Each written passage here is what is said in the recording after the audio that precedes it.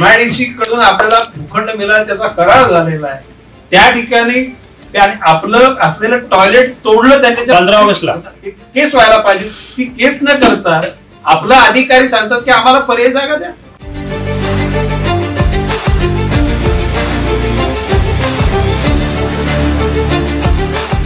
हा पर्यायी आम्हाला प्लॉट द्या सांगणारा अधिकारी कोण, त्याने कोणाच्या कडून परवानगी घेऊन तशा प्रकारचं त्या ठिकाणी पत्र दिलंय. ही भूमिका आम्हाला, being MLA I must get this information. मला याची माहिती मिळाली पाहिजे आणि जर तो अधिकारी असेल ना त्याच्यावर तुम्ही कारवाई करा अशी माझी मागणी आहे.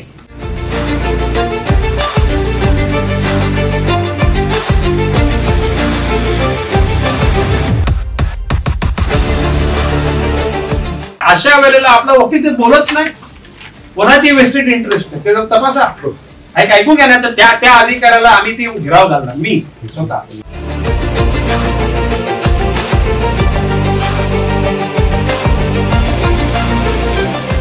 मी तुम्हाला एक सांगतो, आज आमच्या मोद्यांसमोर जर का त्या ठिकाणी जो प्लॉट नाही मिळाला ना, तर जो पण अधिकारी त्या ठिकाणी ते ऍक्टिव्ह असेल ना त्याला घेराव करावा. मी स्पष्ट सांगतो.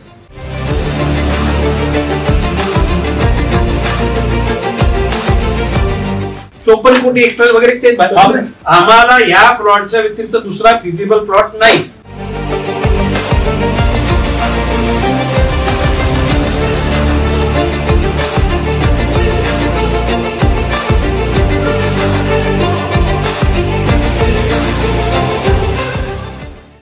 आगामी मानसून के मद्देनजर नवी मुंबई महानगर पालिका की तैयारियों को लेकर मनपा की स्टेटस रिपोर्ट जानने और नवी मुंबई के ज्वलनशील प्रश्नों को लेकर ऐरोली के विधायक गणेश नाइक और नवी मुंबई महानगर पालिका आयुक्त डॉक्टर कैलाश शिंदे के बीच एक महत्वपूर्ण बैठक संपन्न हुई. इस बैठक के दौरान गणेश नाइक ने पूर्व महापौर सागर नाइक के माध्यम से नवी मुंबई के विभिन्न प्रश्नों को लेकर ज्ञापन आयुक्त को सुपुर्द किया, जहां इस बैठक में पूर्व नगर सेवक, पूर्व नगर सेविकाएं और नवी मुंबई महानगर पालिका के अधिकारी मौजूद थे. इस बैठक में MIDC द्वारा मनपा की भूखंड की बिक्री का मुद्दा भी गरमाया रहा. बता दें कि इस बैठक में दीघा क्षेत्र का प्रतिनिधित्व करने वाले पूर्व नगर सेवक नवीन गवते और पूर्व नगर सेविका अपर्णा गवते ने MIDC द्वारा दीघा में महानगर पालिका की भूखंड की बिक्री का मुद्दा बेहद ही प्रखरता के साथ उठाया. गणेश नाइक ने इसी मुद्दे पर मनपा अधिकारियों को आड़े हाथ लेते हुए ये सवाल खड़ा किया कि MIDC द्वारा दीघा में महानगर पालिका की भूखंड को बेचा गया और कोर्ट में जब ये मामला गया तो भूखंड मांगने की जगह महानगर पालिका के अधिकारी कोई और प्लॉट मांग रहे हैं. आखिर कौन है ये अधिकारी और किसका इसमें आपसी स्वार्थ निहित है? MIDC कडून आपल्याला भूखंड मिळाला, त्याचा करार झालेला आहे. त्या ठिकाणी आपलं असलेलं टॉयलेट तोडलं, त्यांनी 15 ऑगस्टला केस व्हायला पाहिजे. ती केस न करता आपला अधिकारी सांगतात की आम्हाला पर्याय जागा द्या. हा पर्यायी आम्हाला प्लॉट द्या सांगणारा अधिकारी कोण, त्याने कोणाच्या कडून परवानगी घेऊन तशा प्रकारचं त्या ठिकाणी पत्र दिलंय. ही भूमिका आम्हाला, being MLA I must get this information. मला याची माहिती मिळाली पाहिजे आणि जर तो अधिकारी असेल ना त्याच्यावर तुम्ही कारवाई करा अशी माझी मागणी आहे. अशा वेळेला आपला वकील ते बोलत नाही, कोणाची वेस्टेड इंटरेस्ट आहे त्याचा तपासा. ऐकून घ्या ना, तर त्या अधिकाऱ्याला आम्ही ती घेराव घालणार, मी स्वतः. मी तुम्हाला एक सांगतो, आज आमच्या मोद्यांसमोर जर का त्या ठिकाणी जो प्लॉट नाही मिळाला ना, तर जो पण अधिकारी त्या ठिकाणी ते ऍक्टिव्ह असेल ना त्याला घेराव करावा. मी स्पष्ट सांगतो. 54 कोटी हेक्टर वगैरे ते आम्हाला या प्लॉटच्या व्यतिरिक्त दुसरा फिजिबल प्लॉट नाही. इतना ही नहीं, गणेश नाइक ने इलीगल होर्डिंग्स का मुद्दा उठाते हुए बरसात में घाटकोपर की पुनरावृत्ति न हो इस दिशा में अवैध होर्डिंग्स पर कार्रवाई करने की मांग की. साथ ही उन्होंने आयुक्त से प्री मॉनसून वर्क की समीक्षा करते हुए होल्डिंग पॉन्ड्स, उनकी सफाई, आपातकालीन स्थिति में डिजास्टर मैनेजमेंट के तहत किए गए उपाय योजना, दवाइयों की पर्याप्त व्यवस्था, राशन की व्यवस्था, आपातकालीन समय में निवारा शेड की व्यवस्था, साथ ही बरसात में कोई अनहोनी या दुर्घटना न हो इसलिए महावितरण अधिकारियों के साथ मिलकर सभी खुले DP बॉक्स और केबल दुरुस्त करने की सूचना दी. इस दौरान गणेश नाइक को मनपा की तैयारियों का पावर पॉइंट प्रेजेंटेशन भी दिखाते हुए आयुक्त ने उन्हें यह आश्वासन दिया कि 96% नाले की सफाई का काम नवी मुंबई महानगर पालिका द्वारा पूरा किया जा चुका है। इतना ही नहीं, इस दौरान विभिन्न वार्ड के जनप्रतिनिधियों ने भी अपने अपने विभागों की समस्याओं को आयुक्त के समक्ष उजागर किया और गणेश नायक के माध्यम से निवेदन सुपुर्द कर तुरंत एक्शन लेने की गुजारिश आयुक्त से की। इस दौरान मीडिया से बात करते हुए गणेश नायक ने प्री मॉनसून वर्क के मद्देनजर रखी गई मांगों और सूचनाओं पर प्रकाश डाला। प्रत्येक वर्षी पावसाळ्यापूर्वी प्री मान्सूनच्या अनुषंगाने आणि डिझास्टर म्हणजे आपत्कालीन परिस्थिती उद्भवल्यानंतर काय त्या ठिकाणी तयारी करायला पाहिजे आणि एकूण कुठल्या कुठल्या गोष्टींची आपण खातरजमा केली पाहिजे या विषयावर चर्चा झाली। त्याच्यामध्ये प्रामुख्याने नाले, गटारे याची स्वच्छता, होल्डिंग पॉन्ड मधला साठलेला गाळ काढणे, डोंगरावर असलेल्या मातीचे ढिगारे, पाणी पडल्यानंतर मातीच्या लोंढ्या सहित कुठल्या झोपडपट्टीच्या परिसरात येऊन जीवितहानी होऊ नये म्हणून त्याची एकूण सर्वेक्षण करावं आणि एकूण नीटस गोष्टी कराव्यात। त्याचबरोबर MSEBच्या अधिकाऱ्यांना मी पत्र दिलं आणि त्याचबरोबर आयुक्तांना सांगितलेलं की तुम्ही MSEBच्या अधिकाऱ्यांच्याकडे बैठक करून खुल्या डीपी, डिस्ट्रीब्युशन बॉक्स किंवा केबल्स याच्या माध्यमातून कोणाच्या जीविताला हानी होणार नाही याची दक्षता घ्या।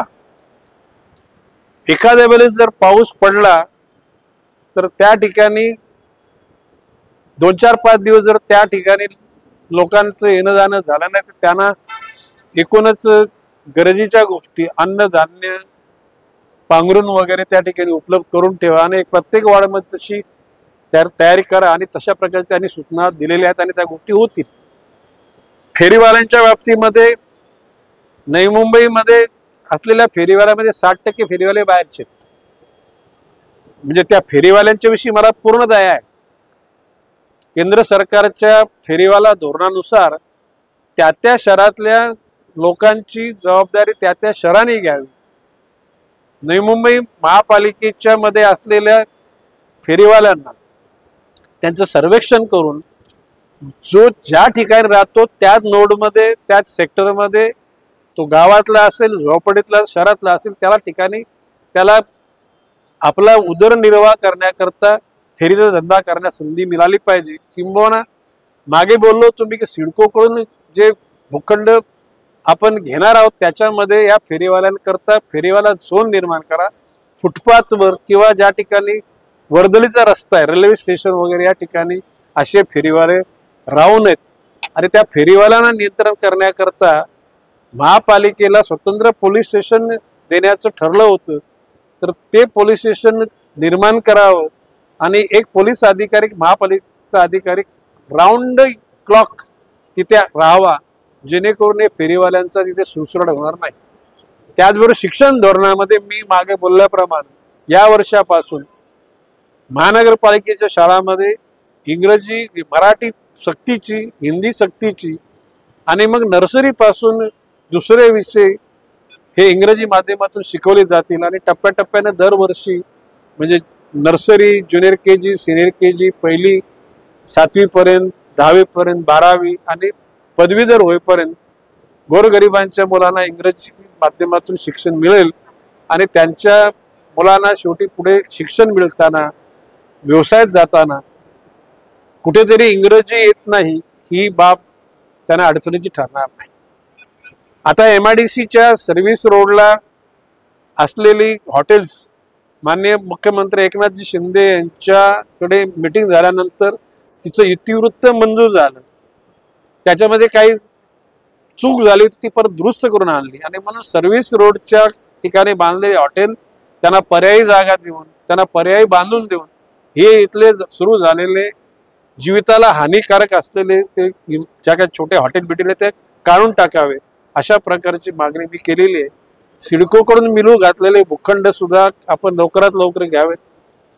मँग्रोवचा प्रश्न, फ्लेमिंगोचा प्रश्न, एकूण औषध त्या ठिकाणी असतं त्याचं एक्सपायरी डेट झाल्यानंतर त्याचं प्रत्येक औषध आणलं कधी, त्याचं एक्सपायर्ड कधी होणार आहे आणि एक्सपायर्ड झाल्यानंतर त्याचं एकूण विल्हेवाट काय लावली याचा अहवाल माननीय आयुक्ताकडे यावा अशा प्रकारची मागणी आम्ही केलेली आहे. एकूणच सगळे आमचे माझे सहकारी आज आले होते.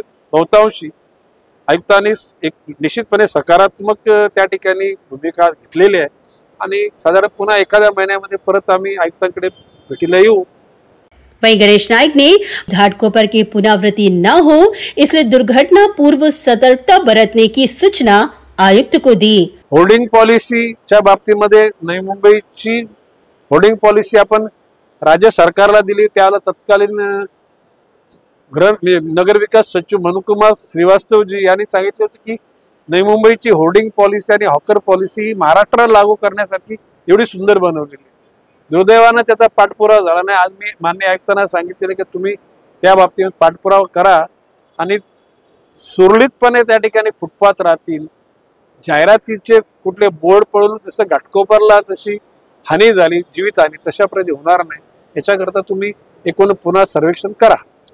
वहीं गणेश नाइक ने फिर एक और बार अपने चित परिचित अंदाज में एमआईडीसी की भूखंड पर मनपा अधिकारियों की भूमिका पर रोष व्यक्त करते हुए इसमें मनपा अधिकारियों की आपसी स्वार्थ निहित होने का आरोप लगाया. आपल्याला सोयीस्कर असलेला जो एमआयडीसीने दिलेला भूखंड तो आम्हाला नसला तरी चालेल, आम्ही दुसरा पर्याय आम्हाला द्या, ही हिंमतच कशी अधिकाऱ्यांची होते. त्यांचे वेस्टेड इंटरेस्ट आहेत त्या लोकांचे. आणि माननीय आयुक्तांना सांगितले चौकशी करा, त्याच्यावर कारवाई करा. जसे एमआयडीसी मध्ये, सिडको मध्ये, महापालिकेमध्ये आपल्या कर्तव्याशी बांधील न राहता दुसऱ्या कोणाच्या तरी काम करणारे प्रवृत्तीचे अधिकारी आहेत आणि त्यांचा शोध घेतलेला आहे. त्यांना निश्चितपणे आम्ही चौकटीमध्ये आणू. ना त्या ठिकाणी आले तर त्यांना या महापालिकेतून जावं लागेल हे मी निश्चितपणे सांगतो. वहीं शिक्षा अधिकारी की उदासीन भूमिका पर भी गणेश नाइक ने कहा कि वार्निंग जरूरी है. परमिशन सितंबर महीने में आई है शासन से, तो शिक्षण अधिकारी ने कार्रवाई करनी चाहिए थी. आखिर में वो इंडिविजुअल किसका सवाल नहीं है, एक यहाँ के जनता का जो प्रश्न है वो ऐसा उपेक्षित रखना उचित नहीं है. और सूरज पाटिल ने जो मांग की है, भले सस्पेंड करो वगैरह मैं नहीं बोलूंगा, लेकिन उनको वार्निंग तो देना चाहिए. वहीं गणेश नाइक ने मनपा के अनावश्यक खर्च पर उंगलियां उठाते हुए कहा कि जनता के काम को प्राथमिकता दे, अनावश्यक खर्च पर लगाम लगाएं. जे कॉन्क्रीटचे अनवॉन्टेड रस्ते आहेत ना ते थांबवा. त्या ठिकाणी ज्या गरजेच्या गोष्टी आहेत शिक्षण विभागामध्ये, आरोग्य विभागामध्ये, नाले, गटरे, विद्युत दिवे, ज्या सर्वसामान्य माणसाच्या गरजांकरता पैसा उपलब्ध करायला शेवटी मी बोललो. अनावश्यक त्या ठिकाणी खर्चिक असलेले टेंडर काढू नका. ब्युरो रिपोर्ट, नवी नेटवर्क.